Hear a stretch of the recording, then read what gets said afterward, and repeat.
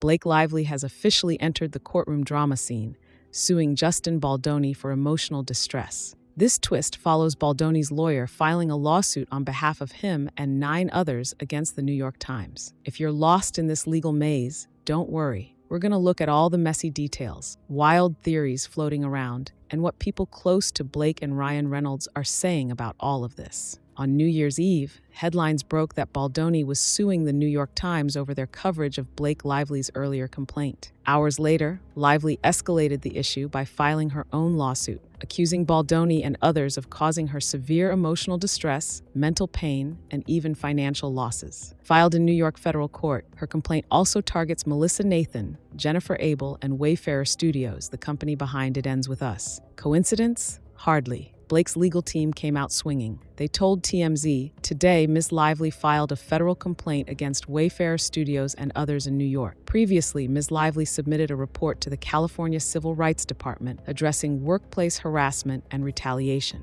Unfortunately, her decision to speak up has only led to more attacks. Now the defendants will face accountability in court. Oh, and they didn't rule out taking further action in other jurisdictions." Message received. Blake means business. Meanwhile, Baldoni's side isn't taking this lying down. His legal complaint paints Blake's California filing as a publicity stunt rather than a genuine legal effort. Baldoni's team argues she had no intention of suing initially and used the California complaint as a tool to influence public opinion. According to them, Blake's endgame was all about dodging discovery and awkward depositions while scoring points in the court of public opinion. Legal experts have stepped in to clear up the confusion.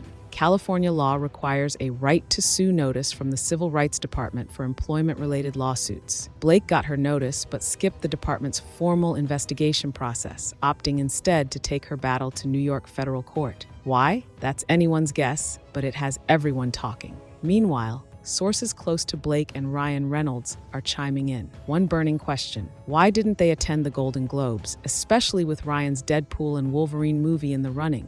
Insiders insist their absence was planned long before these lawsuits surfaced, but fans are raising eyebrows. And then there's the infamous meeting drama. Baldoni's complaint claims that Ryan confronted him during a production meeting at the Reynolds Lively home, allegedly accusing him of fat-shaming Blake. According to Baldoni, this confrontation stemmed from a simple inquiry about Blake's weight, a question he says was necessary for a stunt involving a lift. Things reportedly escalated to the point where Blake refused to perform the scene, threatening to quit the film unless her demands were met. Wow. Sources close to Ryan deny Baldoni's claims, describing him as impassioned but far from hostile. They also dismiss rumors of other celebrities wandering through the meeting as total fiction. And don't forget Baldoni's recent exit from his talent agency, WME. Speculation is right that Blake and Ryan had a hand in it, though both the couple and the agency deny it. Enter Stephanie Jones, a publicist suing Baldoni who just so happens to be married to a WME partner. Coincidence or calculated move? We'll let you decide. For now, fans remain divided. Some can't reconcile the lovable Ryan Reynolds with these allegations, while others are treating this as the ultimate celebrity soap opera. As for Baldoni, his legal team hints that more lawsuits could be on the way, possibly targeting Blake herself. One thing's for sure, this drama ain't going anywhere anytime soon. Justin and his team probably didn't see this coming. In his complaint against the New York Times, Baldoni didn't mention anything about Blake Lively, alleging that filing a lawsuit was never part of her real plan. He argued that her initial CRD complaint was more about optics than legal justice, accusing her of using it as a tool to share her side of the story and patch up her public image without intending to follow through in court. Baldoni's complaint suggests that she deliberately avoided filing a lawsuit against him, Wayfarer Studios, or any of the other named parties to dodge the scrutiny that comes with discovery, things like answering tough questions under oath or handing over personal communications. And according to Baldoni,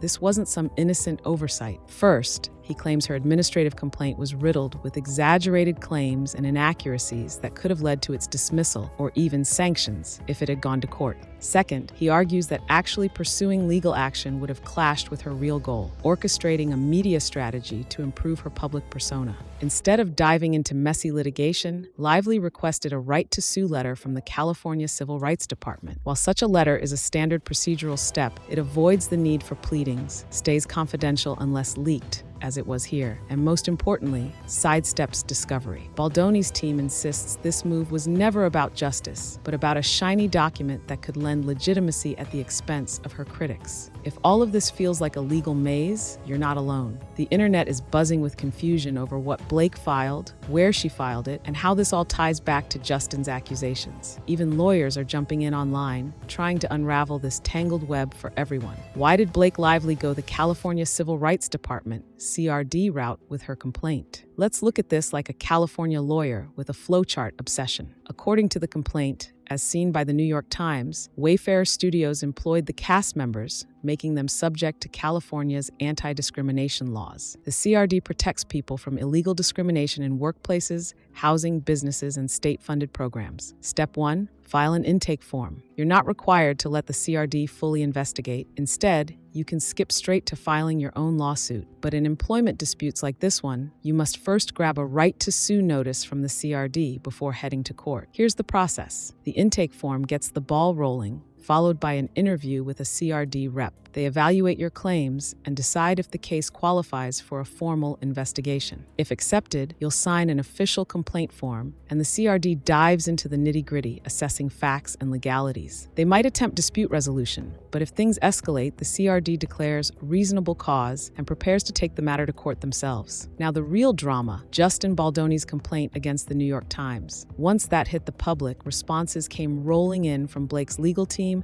and sources close to her and Ryan Reynolds. In Baldoni's complaint against the New York Times, it seemed like he was hinting that Stephanie was more than happy to hand over Jennifer Abel's work phone when subpoenaed, potentially out of spite. The idea that Stephanie might be out for revenge has added even more chaos to an already messy situation. Honestly, this whole web of connections and speculations is so convoluted, it feels like a plotline from a soap opera. The layers of drama are crazy. The internet is buzzing with conversations, and it's clear this story isn't wrapping up anytime soon. And then there's Ryan Reynolds. Fans are all over the place on this one. Some are like, please don't drag Ryan into this, while others are saying, I used to like him, but this drama is making me rethink that. As this saga unfolds, the mess just keeps growing by the day. Baldoni's lawyer is still dropping hints that they might go after Blake next. So far, they've only filed against the New York Times, but who knows what's next? We'll just have to stay tuned and see where this train wreck of a story goes. For now, that's how things stand. So, what's your take on all this drama? Let me know your thoughts in the comments below.